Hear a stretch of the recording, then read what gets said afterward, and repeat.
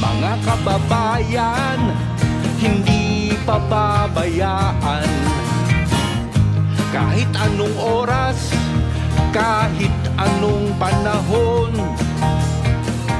sa sakuna at krisis, may tol kang maaasahan. Usapang tol, usapang tol. Senador Francis Tolentino, Senador Francis Tolentino, tol ng bawat Pilipino. Trabaho baka mo, tutok lang dito sa Usapang Tol. Usapang Tol, Usapang Tol.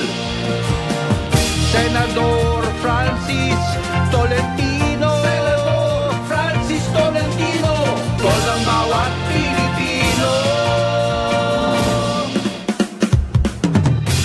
Magandang umaga po Luzon, Visayas at Mindanao. Ngayon po ay araw ng Lunes, umpisa ng work week.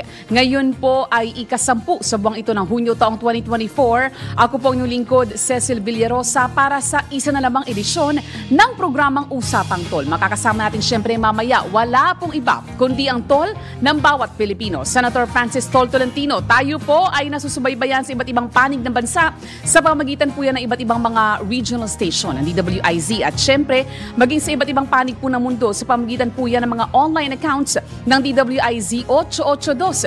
Pwede po kayo makibahagi sa ating talakayan ngayong umagang ito sa pamamagitan po ng pagkapadala ng komento sa aming Facebook page o kaya po sa aming text line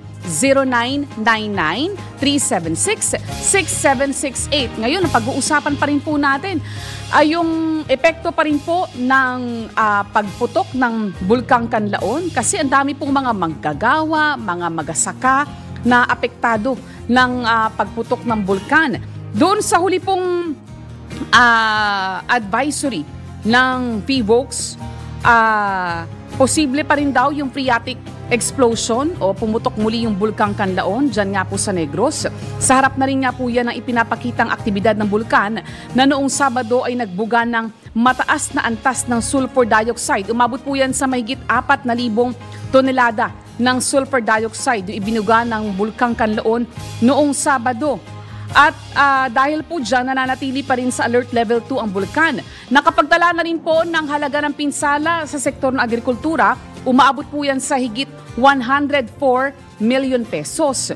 And talking about itong mga pagdiligalig ng mga bulkan, yun din pong Bulkang Taal. Yun, may mga aktibidad na rin po na namomonitor ang PVOX dahil mataas yung antas ng ibinubugang asupre o sulfur dioxide. Kaya mausok doon sa mga lugar sa palibot po ng Bulkang Taal. Yan po ang ating tututukan ngayong umagang ito. Manatili po nakaantabay sa aming programa. Samantala sa punto pong ito, puntahan na po muna natin ang ating mga headlines.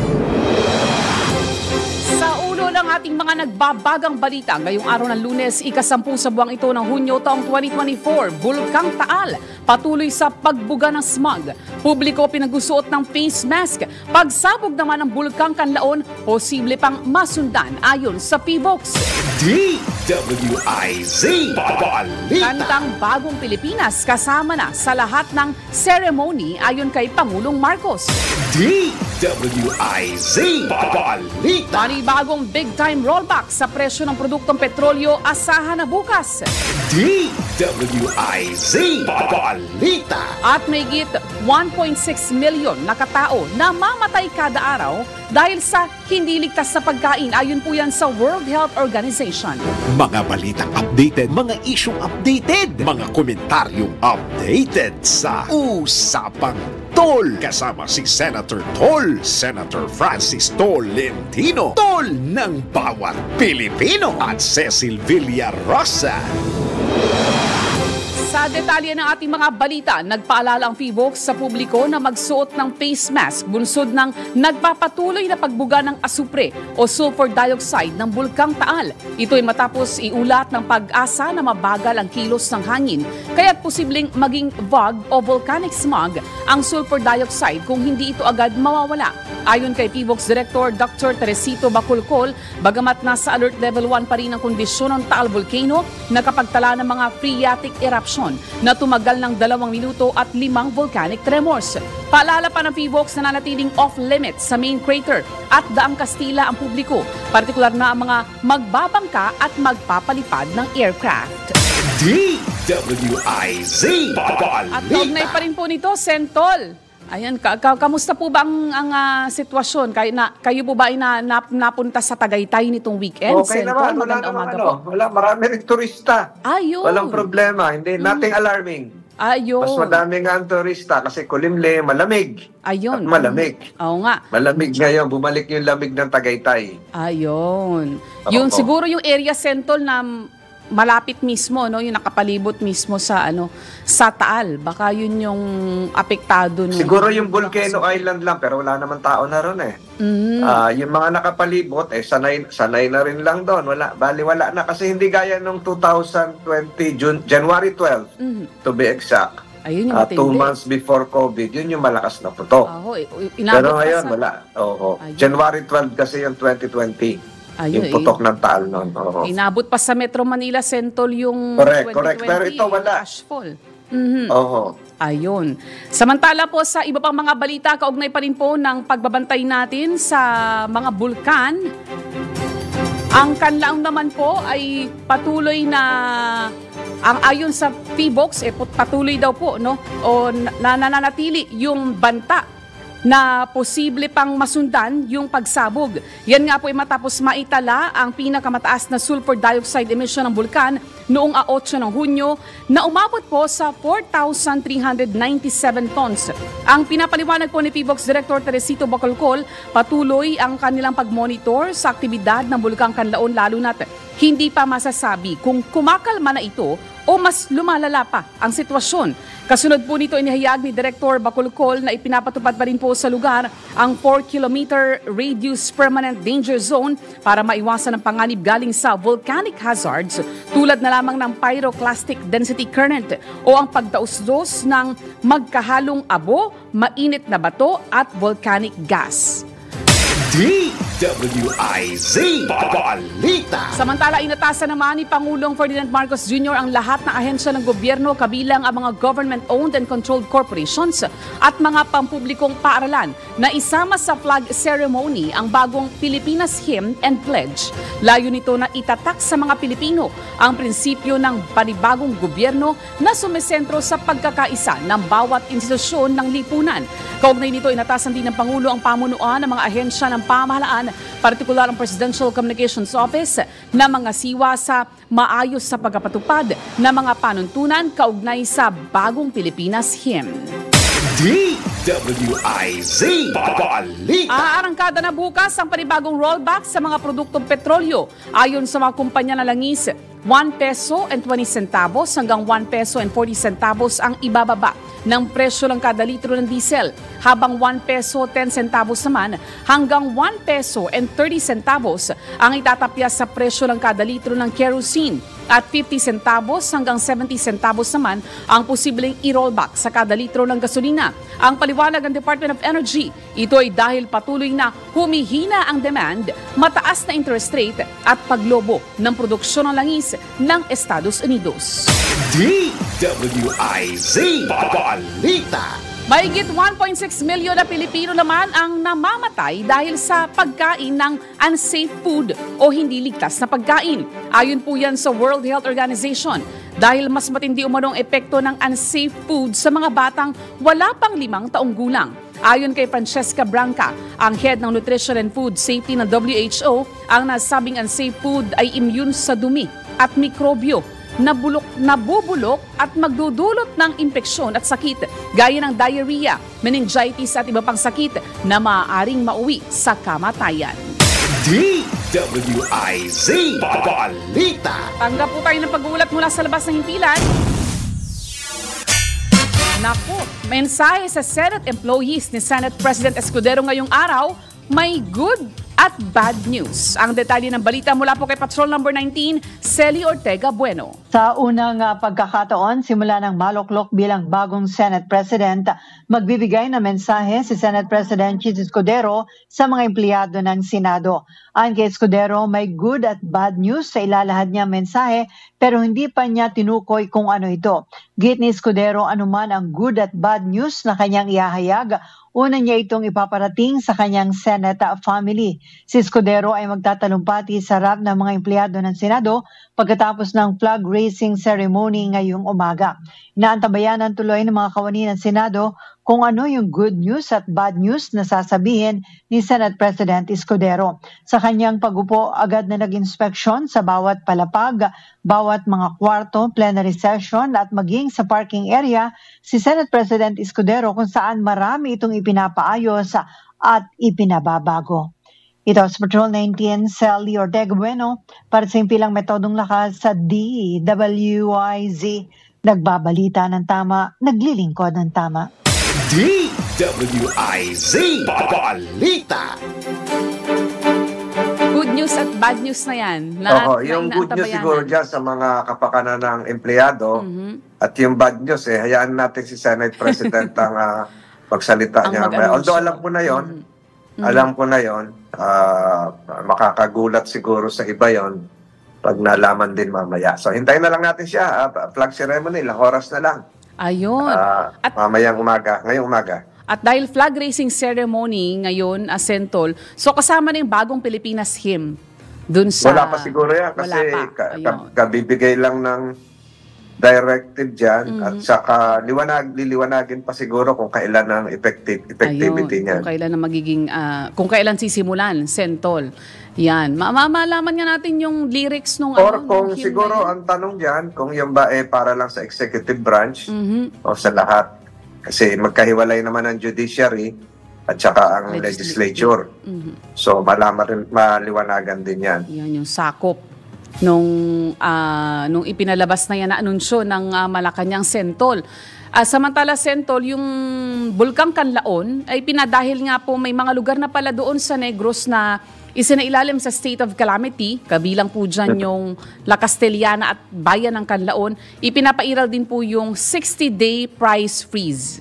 Yun, sa ilang lugar sa Negros Occidental. Tama yan. Lalo-lalo San Carlos, makaabot na rin ng Kabangkalan, La Castellana, at saka yung lungsod ng Kanlaon. Siguro kahit yung mga lugar central talaga na apektado, kahit hindi naman state of calamity, dahil apektado rin naman sila, lalo na marami tayong mga kababayang manggagawa at mga magasaka na hindi makapagtrabaho ng ayos dahil din sa pagputok ng kanlaon. Dapat ipairal na rin po yung price freeze na yan. Yun. Kamusta kaya yung ating mga kababayan doon? Yung malinis sa supply ng tubig, Sentol, yun yung binabanggit mo nung nagsimula pa lang itong balita Correct. ito. Oo. Palagi ko, yan ang tinututukan ngayon. Ayun. Matry natin makuha one of these days siguro Sento lang ang Department of Health para din yung mga kababayan natin na pwedeng may comorbidity. Yun, nalantad dito sa epekto ng ibinubugang usok ng bulkan. Malaman din natin baka sila ay may monitoring na rin. Sentol at para maabisuhan yung ating mga kababayan doon kung ano yung dapat na gawin. Ayun po, yun, Sentol.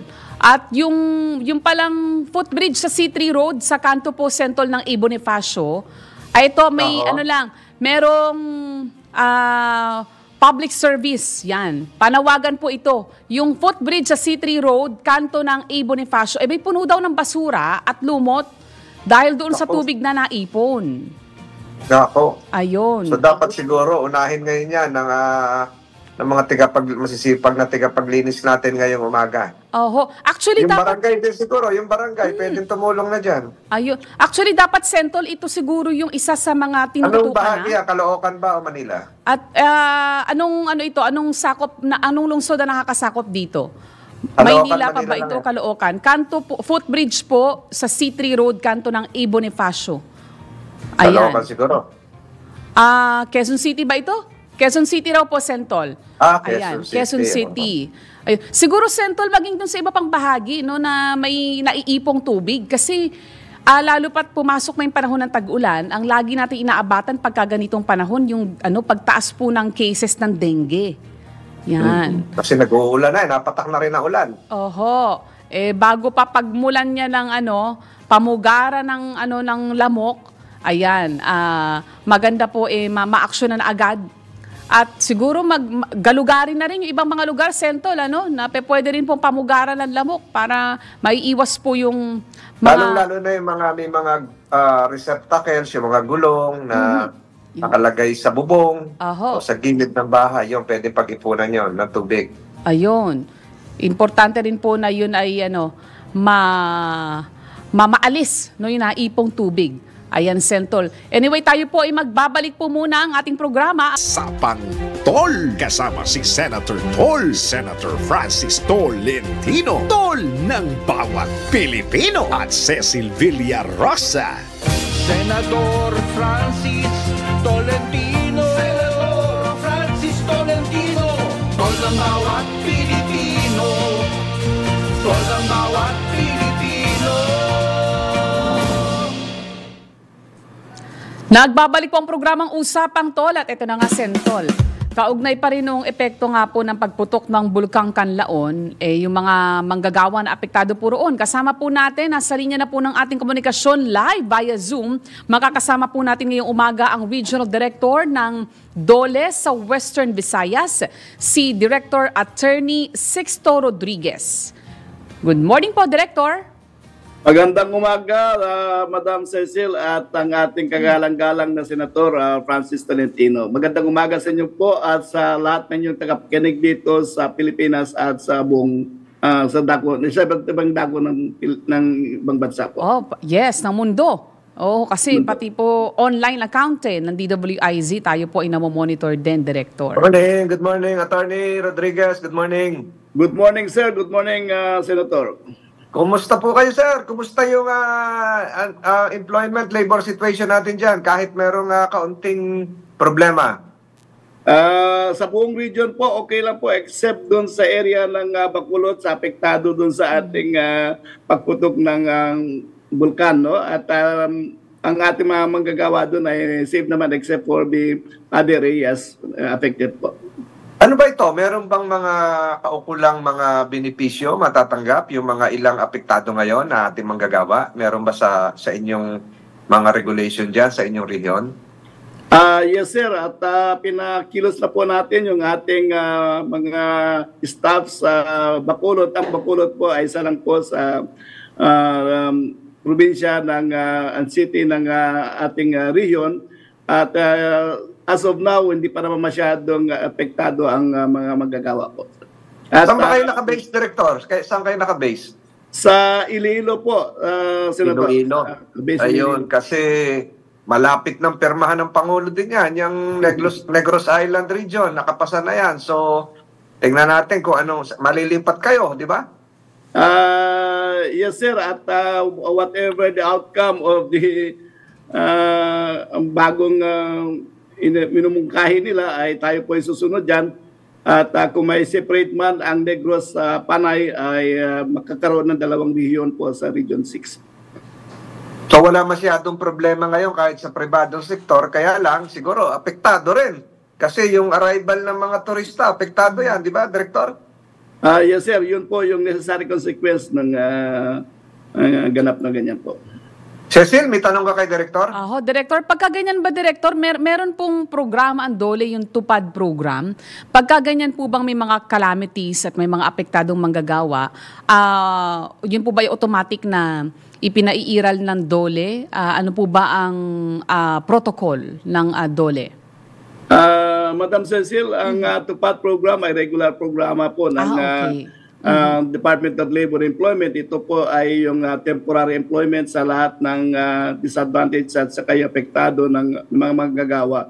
At since meron itong panibagong challenges sa region ay pinapatupad namin ang aming mga programa like yung aming DOLE Integrated Livelihood Program at saka yung TUPAD po. Ayun. Kamusta naman po ang monitoring ninyo at Director dun sa ating mga kababayan dyan po sa Western Visayas na apektado po ng El Nino phenomenon?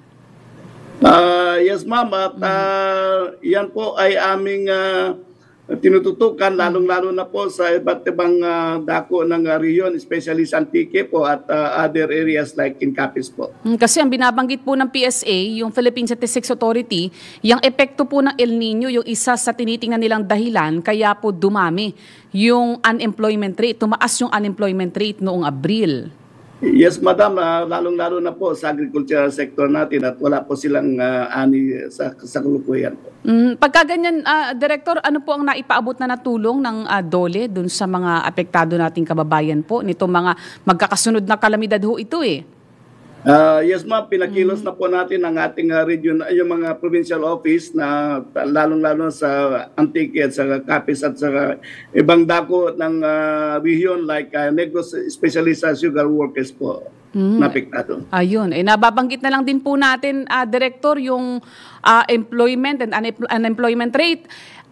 Ito pong darating na June 12, meron pong ikinakasa ang DOLE na malaking jobs fair po ulit. Ano po ang detalye sa inyong rehiyon nitong pinaghahandaan pong jobs fair? Magkakaroon po tayo ng jobs fair to be held sa SM ng Bacolod at marami po tayong vacancies for local at yan po ay to be participated in by the different companies. We have at least 55 local companies to participate in that jobs fair at meron po tayong more than 6,000 local vacancies po. More than 6,000 vacancies po. Marami yun. Marami po. To be exact is 6,874 sa local po lang yan. But we also invited some other agencies like in overseas agencies po. Saang lugar po ito idaraos, Director, para maabisuhan po natin yung ating mga kababayan yung dyan? Jobs fair po sa region ay sa Bacolod City po, sa SM ng Bacolod. Pero aside from jobs fair ay makakandag din po tayo ng other programs like tupad payouts sa buong region. Simultaneous po yan. At from June, mga 3 days po yan yung ating payout po. Meron po kayong Facebook page, Director, para yung mga kababayan natin na interesadong mag-apply ng trabaho, doon sila pwedeng magpunta at malaman yung detalye kung anong oras at saang lugar ho? Yes, ma'am. Nakapan po yan, live po yan, nasa page po ng ating DOL Region 6 po. At yan na exactly to be sa ating sa SM ng Bacolod City po. Ano-anong mga lugar po? Ano-anong mga trabaho, Director? Yung Madam, as of now, I don't have the specifics na kung ano yung mga, but usually mga service establishment po yan. Abiso na lang, ano pong inyong paalala dun sa mga interesado pong makilahok sa jobs fair? Sa lahat po ng naghahanap ng trabaho sa buong region at sa karatig bayan ng Region 6 ay pwede po silang pumunta sa SM Negros sa Bacolod City mismo on June 12. No? Magsisimula po yan mga 9 o'clock in the morning at saka matatapos po yan ng hapon. Ano po ang dapat nila mga dalhin na requirements? Resume, NBI clearance? Yes, ma'am. Lahat po ng kaukulang requirements, but meron po tayong online registration po para hindi na sila masyadong pipila sa SM po, madam. Ayun. Okay po. And then, lastly po on my part, Sentol, yun lang update sa iniutos ni Pangulong Marcos noong May na umpisahan na yung review sa umiiral na minimum wage. Tama yan, sa wage board. Yes, Senator. At yan nga po ang yung utos ng ating mahal na Pangulo Ferdinand Marcos. At kami po sa Department of Labor and Employment and being the Regional Director, ako po rin yung chairman ng Regional Tripartite Wages and Productivity Report. At ayon sa utos ng NWPC at ni Secretary Laguesma, ay kami po ay nakakandak na ngayon ng review ng ating wage orders. Ang latest wage order po natin ay last year, yung November 16, at dahil dyan sa mandatong yan at directives ng ating Pangulo, ay kami ay gumagawa ng consultations at mga action plans kasi ang kanyang utos sa amin ay dapat reviewin yung existing wage order mga 60 days prior to its anniversary. No? Ang anniversary po ng ating wage order, this was issued last year, November 16. So 2 months prior to that, we have to automatically review our wage order po. Ayun. Kailan pa papatak yung 2 months po? August o September? Mga September po. But nevertheless, sinisimulan nyo na po ang konsultasyon ngayon. Ano ho?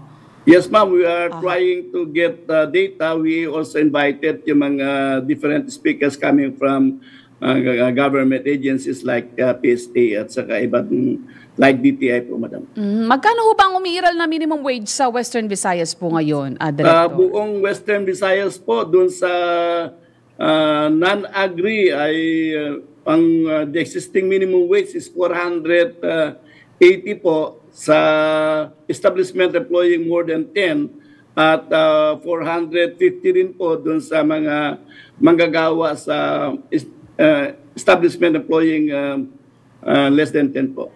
So 450 pesos to 480 pesos po. Yes, ma'am. That is the highest so far in the region.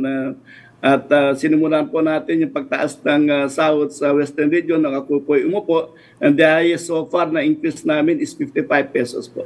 Ayun. Malaki nga po yun 55 pesos. Malaki yun. Yes, madam.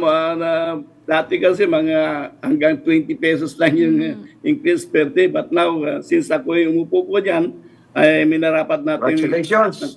Yes, sir. Congratulations. Congratulations, Director. Yes, sir. Thank you po. Maraming salamat po. Ayan, marami pong salamat. Yan po si Director Sixto Rodriguez Jr., ang Regional Director po ng Dole Western Visayas. Ayan po. Marami pong salamat. Maraming salamat po. Maraming salamat at magandang umaga, Director. At pag nahati yung region, hindi ko alam kung saan ka. Dalawa na region. Kahit saan po, sir, but we are also most welcome sa aming region. Inantay po namin kayo doon. Salamat, Director Sixto Rodriguez Jr. ng Dole. Kailangan malaman mo na ang mga presyo sa labas sa Palengke Report. Nagbabalik ang programang Usapang Tol. Naku, magkano kaya ngayon sentol ang presyo ng luya? Yan. Malaman natin, nandun si Alexa Avila Sentol ang maghahatid sa atin ngayong umaga ng balitang Palengke. Palengke Report. Good morning, Alexa. Good morning. Ay, magandang umaga po, Senator Tol and Miss Cecil, lalo na sa mga tagapakinig natin sa Usapang Tol dito sa DWIC. Andito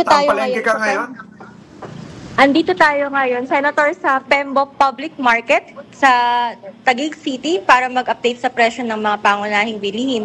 Ang gulay na pagkaitaan natin, Senator, Miss Cecil, sa mga tindera dito na nagmahal ng halos 20 pesos. Ang sibuyas ay nasa 140, carrots 140, bawang 180, patatas at ampalaya ay nasa 160. Sayote at kamatis ay nasa 80 pesos. Pati ampalaya, 160? Ano, Alexa?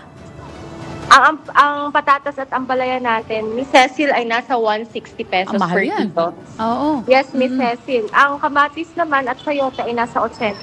Ang luya, pinakamahal na gulay nila dito, nasa 320. Aray ko. Yung tanong, 320 na? Senator, Miss Cecil, nasa 320. 220 nung isang linggo yan Tumaas ng 100. Yes, Senator. Ang bell pepper mahal din, nasa 300 pesos. Yung talong ay 120 at yung Baguio Pechay, mas ramdam yung pagtaas dito sa gulay na to kasi naging 160 pesos na. Aray ko, mahal. Yes, Miss Cecil. Bakit ang mamahal? Di naman sa karne, Miss Cecil, Senator, Alexa, ang pork chop ay... Alexa, Yes, ano raw ang dahilan ba't ganyang kamamahal ngayon ng gulay? Grabe naman ang itinaas. Hindi rin masabi nung na-interview kong tindera, pero ang isa sa mga nakikita niyang dahilan, syempre yung supply, yung pagdating ng supply sa kanila po, Miss Cecil. Sobra yan Oho. Ano pa, yung sa karne? Pagdating naman po sa karne, ang pork chop ay nasa 350, pati na rin yung kasim. Ang liempo ay 390 at ang atay ay 200. Ang manok naman, medyo mas stable ang presyo natin, nasa 180 per kilo. Sa isda naman, ang galunggong ay nasa 400 pesos per kilo, bangus 200, Galunggong? tulingan 300. Yes, Miss Cecil, parang Nagugulat medyo din ako, mahal. Sentol, sorry. 400 pesos ang kilo ng galunggong? Tama ba? Nawala yata si Alexa. Alexa? Nabulo na Hello, na. Miss Cecil. Ayan, sorry, nagulat ako kasi tama ba yung narinig ko? 400 ang kilo ng galunggong? Yung ibang tindera dito nasa 400, pero may Aray ko. nakita rin ako dito, Miss Cecil, ang galunggong ay nasa 70 per 1/4. So nasa 280 to 300 din yung... Baka frozen yung yan. galunggong. Kasi may mga frozen din na galunggong na tinitinda Yes, Miss eh. Cecil. Ang tilapia naman nasa 150, pampano. As usual, mahal na isda, 480. Ang tahong naman dito ay nasa 140 pesos. Mahal din yun. Senator, Miss Cecil? Ang mamahal ng bilihin, Sentol. Lahat na. Hindi Ba't na kaya tayo ganon? makapagpambihira. Ano kayang, siguro next time, Sentol, yung challenge, no? Sana abot yung 500 pesos mo, no? Sentol, kung mamimili ka sa palengke. Sa ano pa lang, sa luya pa lang, ano na, 320 na. Ako, 320, masyadong masakit. Talagang aaray. Ayun. Oho. Yung... Sige, puntahan na natin, Sentol, yung ano, kung sino yung nanalo, Alexa, ngayong umaga ng Sentol token. Ayan, kasama ko po ngayon, tindera ng isda dito sa Pembo Public Market, si Ate Jean Lara. Good morning po, Ma'am Jean. Morning, good morning. Ate. Ay, suot na niya, Sentol, yung apron. Yung Ayun, apron bagay ng na bagay. Sentol. Anong tinitinda niyo, ate? Ano po, sari-sari po isda po. Isda. Saan galing ang isda natin? Dito lang, Laguna de Bay lang yan. Malapit lang kayo. Sa Farmer's Tuwa po. Sa Cubao, doon na pala ang bagsakan ngayon. Pero ano yan pangalawang salin yan. Galing yan sa Nabotas, punta pa sa Farmers, pangatlo kayo. Apo. Tama ba? Apo. Ba't hindi kayo dumiretso sa Nabotas, Peaceport? Hindi naman po. Ate ko po kasi ang namimili po. Ate ko. Ayun. Baka may oo. suki sila dun sa Sentol sa... Teka, matanong ko, sino na nag-i-inspection sa inyo dyan? Sino na ang market administrator natin dyan? Taguig o Makati? Tagig po. Taguig. Na kailan pa nagsimula yon? Nung nag-umpisa lang pa lang po sila. Kaumpisa pa lang.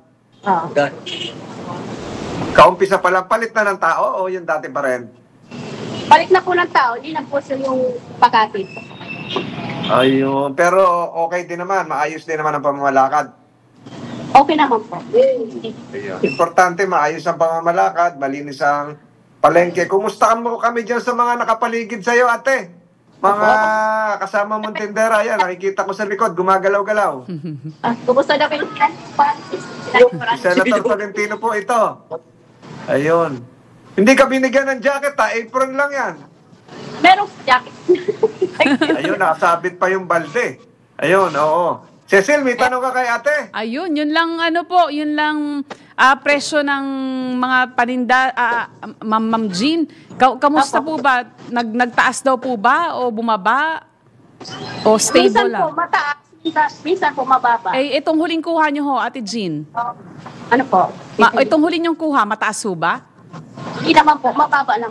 Mababa na. Mababa na yung baka yung ibang lang, variety nung isda. Ay, Opo. baka yung ibang Depende sa puhunan po yung mga isda. Depende po sa isda.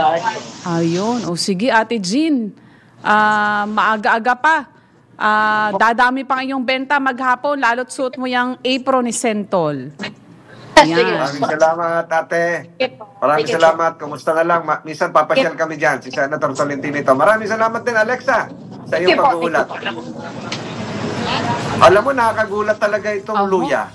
Nagsimula tayo sa mahigit 100, below 100, naging 100, 120, no, isang linggo, 200, 220, ngayon 320. Ang bilis, ano ho? Ang bilis ng pagtaas. Sobra naman yan, sobrang mahal yan, sobra yung pagtaas, Sentol. Hindi kaya tayo bukas pwede makapanayam ng isang tiga Bureau of Plant Industry sa Department of Agriculture. DA. Sige, Sentol. Isasama natin yan sa... maano natin ito, bakit ganito kataas itong presyo ng luya. Kasi pag bumili ka ng isda, natural lang, bibili ka rin ng luya. Magkakapartner yan. So kahit bumaba yung isda, mahal naman yung luya, hindi nako-compensate lang yun doon. Doon naman napupunta sa kabila yun, di ba? Opo.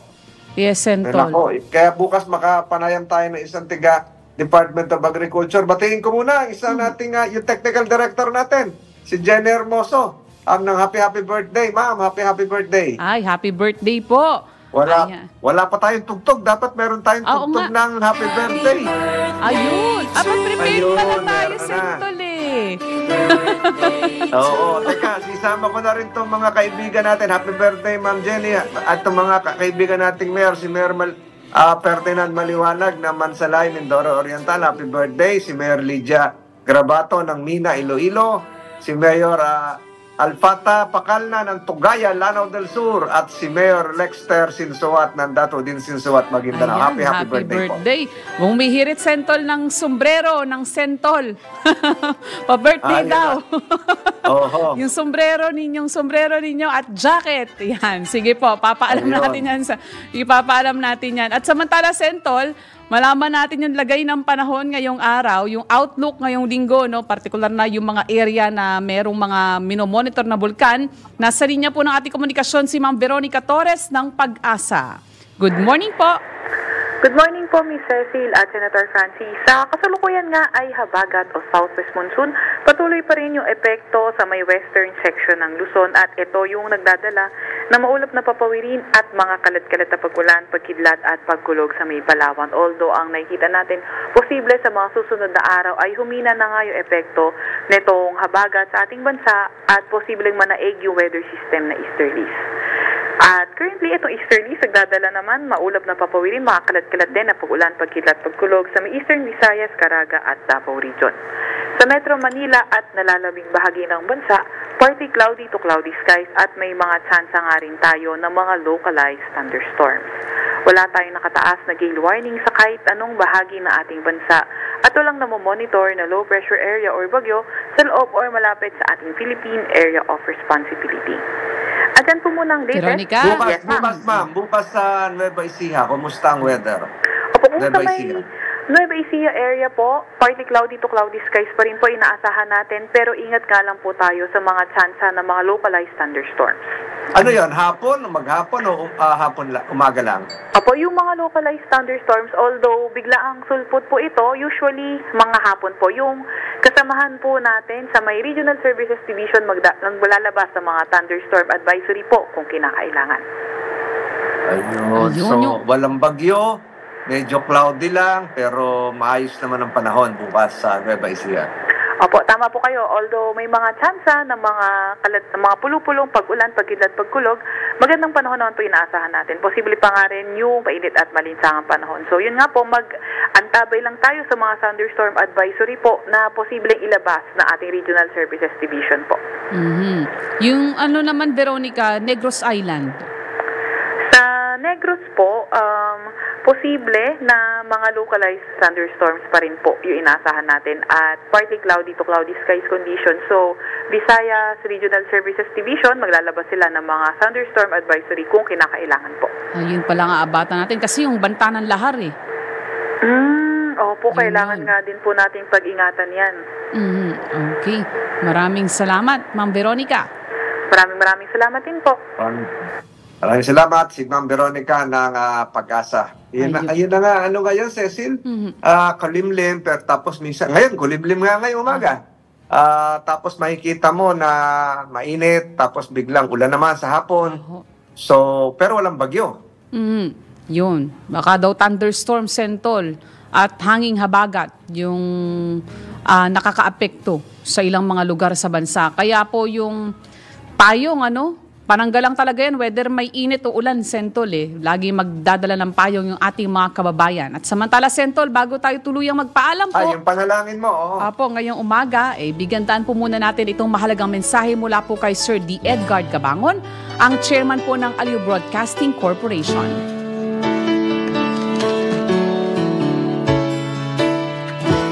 The greatest path towards fulfillment is not in knowing what we want and how to get it, but in knowing what we have and how to share it. There is no greater joy than giving joy to others, no greater inspiration than inspiring others, and no greater gift than a selfless heart. Think good, think God, thank God. Have a great week ahead. God bless you. God bless us all. Magkikita-kita ulit tayo bukas dito po sa Usapang Tol. At maraming salamat sa lahat po ng sumubaybay. Ingat-ingat po tayo, lalong-lalo na yung mga kababayan natin sa Negros Oriental at maging sa paligid ng Canlaon. Ito po si Senator Tolentino. Magandang umaga po sa inyo lahat. Ako naman po ang inyong lingkod, Cecil Villarosa, Antabayanan. Ang susunod na programang Pasada Balita kasama si Kuyang Johnny Bañez. Senator Francis Tolentino, Senator Francis Tolentino, tol ng bawat Pilipino, tol ng bawat Pilipino. Trabaho ba ang hanap mo? Mga isyung napapanahon, opinyon at diskusyon, turismo, negosyo, isang oras na hitik sa impormasyon. Ang bawat umaga mo, magbabago sa Usapang Tol. Kasama sina Senator Francis Tol Tolentino at Cecil Villarosa. Lunes hanggang Biyernes, alas 6 ng umaga, dito lang sa DWIZ.